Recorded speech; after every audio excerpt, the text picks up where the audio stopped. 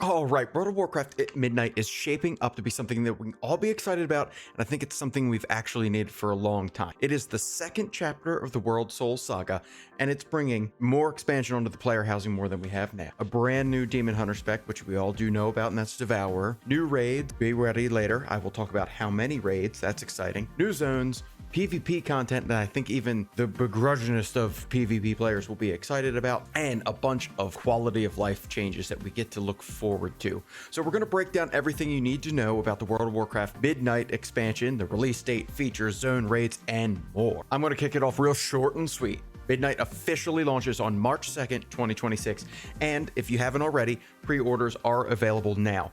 You know, if you get the collector's edition, you will not get the early code access, so you can start playing around with player housing.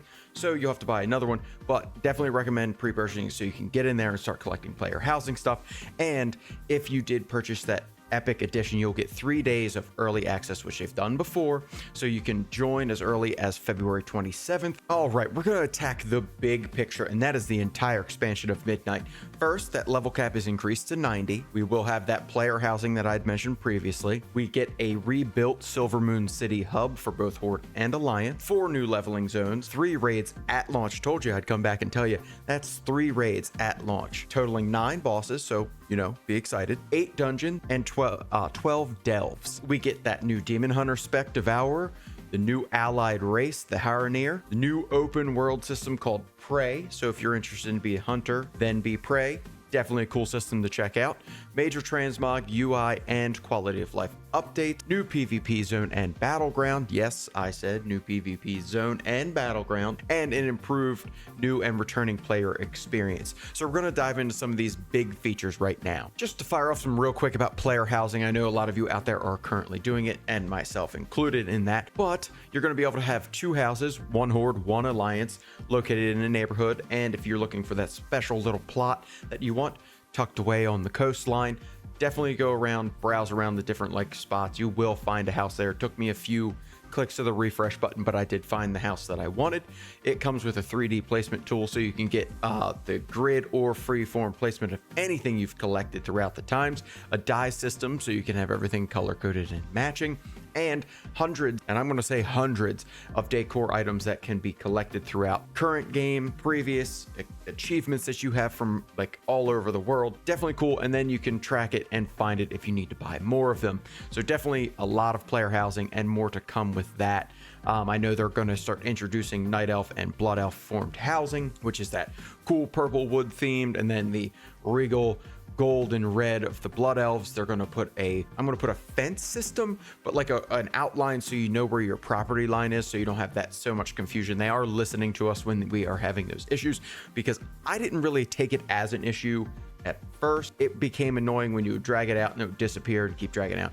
But they are going to fix that. Blizzard is listening. They are changing up some housing. So it looks like they're coming out with some new housing every day. So pay attention, be excited. This is what everybody's wanted for such a long time, is I think, premier housing system in World of Warcraft. I know over the time that Demon Hunter has been a super popular spec, be it tank or DPS. Now you guys are getting the Devourer spec. It is that third one. You know, Demon Hunter's always been sitting at 2. You either get this or that. Now you get a little more choice. No unlock requirements necessary. You just get to start doing that. It is a mid-range DPS caster, which is intellect based, that does void and cosmic magic, and void elves will be able to be part of that. So you'll have blood elves, void elves, and night elves that all get to be a demon hunter, and you can choose to swap into that new Devourer spec, which some of the core abilities come as Reap, Void Blade, and Hungering Slash, which sounds pretty badass to me. Collapsing Star, Void Ray, and Void Metamorphosis. So you know how when you go meta as the new one, you get the Felly green version. Now you'll get a beautiful purple outlined skin, and you'll be able to be rocking that new body around town in Midnight. Something that I have been looking forward to for a while now, since the War Within and we met them, that is the Haranir are going to be a allied race that you get to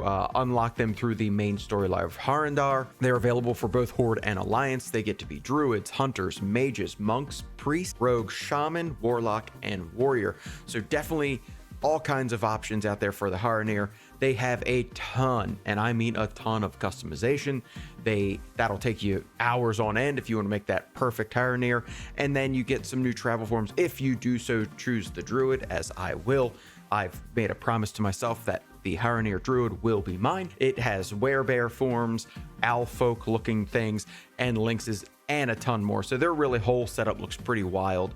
I think the story behind them is really neat. You grow up in the roots underneath Azeroth with a special love for her, growing so close to her. So definitely be excited. If you're not, wait till those customizations you get to see, and then you will design the perfect Haranir that you would like to be. All right, just a little bit about zones and that kind of leveling experience that we all have to go through at least once. Some people love it, some people hate it, but I think you're going to go from 80 to 90 across 4 different zones. Silvermoon City being that expansion hub.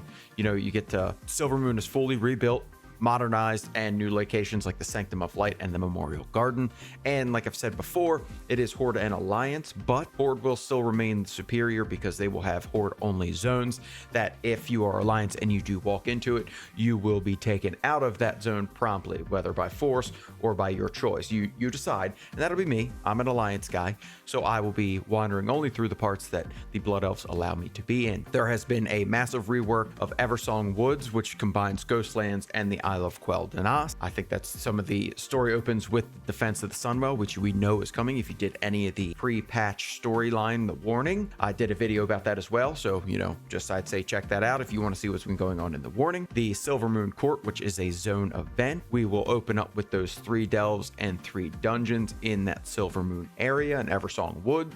So something to look forward to as we are beginning that level journey from 80 to 90. Zul Aman, I know if you've played before, that just rings near and dear to your heart. It is a full outdoor zone with Loa temples and rebuilt the Atal Aman, which features the zone event called Abundant, 3 delves and 2 dungeons. So if we're keeping track of that, we're at 6 delves total and 5 dungeons. Pretty cool. And I love troll themed everything. So, if I was an Alliance, I'd be a troll. I'll tell you that much. Then we travel to where we find our Haranir down in Harandar. That is, their homeland. It is a glowing fungal jungle. Cool. Say that one.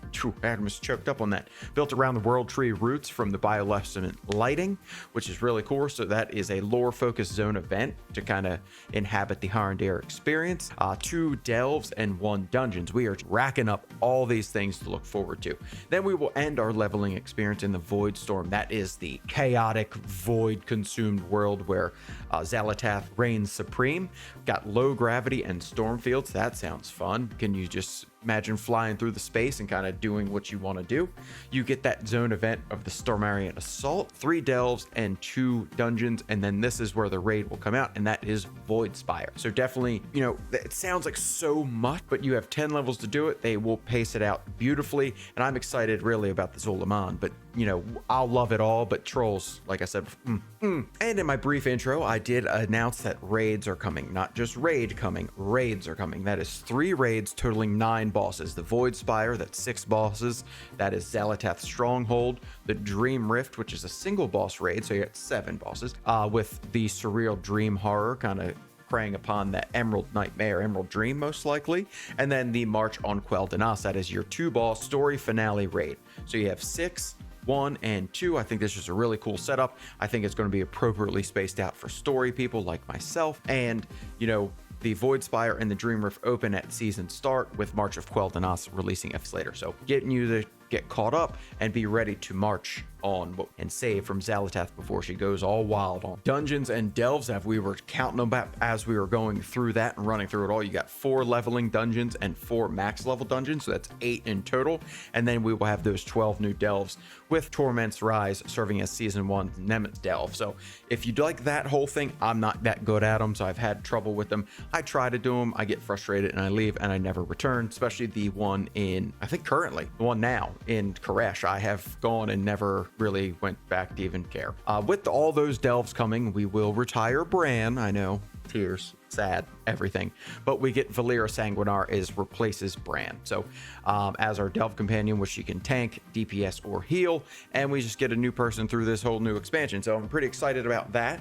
I think, you know, Bran did us well in the War Within, and he can take a rest and kind of, you know, just breathe, study a little bit, and see what's kind of going on. That new open world challenge mode, Prey, it is an optional outdoor world system based on Silvermoon's Murder Row. Players hunt down powerful targets, and then, ready, they can flip that script and start hunting you. There are difficulty tiers just in case you want to keep it, you know, casual. You got normal, hard, and nightmare. And then that Prey rewards includes hero track gear, cosmetics, mounts, titles, and all those housing items that you're out there hunting for. You will get a new set of those with the Prey system. So we'll all have to do it, do the normal tier, get in, get out, and be done. And get that hero track gear so you can press on some Mythic Plus like I can't wait for. I know this word always hurts people. That is stat squish. But anyway, there is a stat squish. It lower health, damage, and healing values. Item levels reduced to roughly 150 to 250. And then, but that player level will remain. Remember back long ago, you could get to level 120 and then they squished it all back down to the start.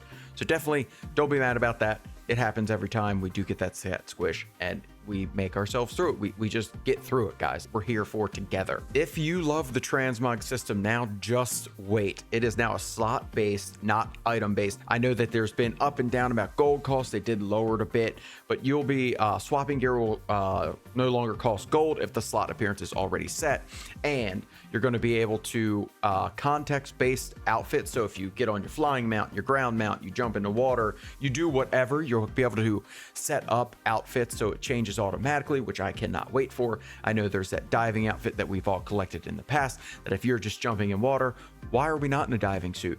Or you jump on the back of your dragon or your griffin or whatever have you, don the goggles, put the leather hat on, and just be part of it so you are protected from the elements while you're racing through the sky. Full class set unlocks, grants all lower variants. I've actually said that in a previous video. If you get the mythic tier of raid, it unlocks heroic and normal. So that's really cool. You don't have to go back and run every content. You will just open them all up as you level. So heroic will open up both normal and heroic, and then normal and then LFR. Forgot about that. So it is just really cool. The UI for the Transmog Center, I'll say, is getting an overhaul. So be on the lookout for that. Get in there if it's on beta and test it if you do that. If not, that is coming in the Midnight expansion. All right, that UI and quality of life updates. Built-in damage meters and boss timelines are coming. That is something that we've all know and grew to love over the years, and Blizzard is listening to us. We get the new Journeys tab, an expanded edit mode, so if you want to really make your UI yours, then so have it. Cooldown manager that is there. Improved accessibility if you were needed any of that. Smarter combat assistant that is there now, and new enemy nameplates. So they're really trying to take some of the good from the past and squeeze it in with their system. Blizzard trying, be patient with them. I you know, can't hate something that's there or just brand new, because it has to be worked through. The bugs have to be worked out, and thankfully we're in beta, and there are the beta testers out there just putting their hard time into it to make sure that it comes out perfectly for us once Midnight release. Now, I'm not a PvPer by any means. I never do it except like if I'm super bored and someone's like, oh, come on, play, I'll get in there and do it. But anyway, you get a new PvP zone and a 40v40 battleground. That's Slayer's Rise. That is inspired by Altaric Valley and the Isle of Conquest, and the comp stomp becomes a permanent rotating mode. I don't even know what that is, guys. I don't PvP, but if you do PvP, have at it. It looks like they're trying to get you something kind of coming out with Midnight. We're going to wrap it up with the new and returning player experience. So if you've taken a break or you are new to World of Warcraft, new players will funnel into Dragonflight after Exile's Reach, which they revamp. Story mode raid finales are included in that, so you can kind of get the basis of what's happening in Dragonflight rolling into the story now, so you're not just plopped in fighting Xalatath and looking at her feet and wondering why in the hell we're doing it. So definitely they're really trying to get people more comfortable with coming in or returning to World of Warcraft.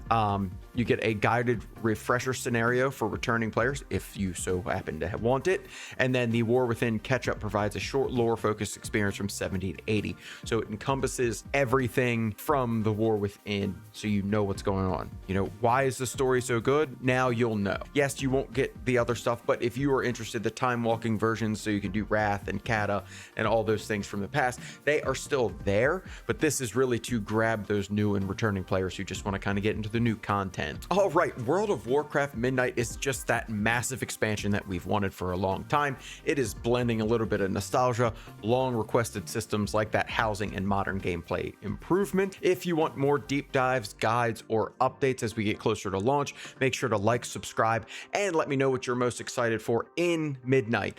Thanks for watching, guys, and I will catch you on my next video. See ya.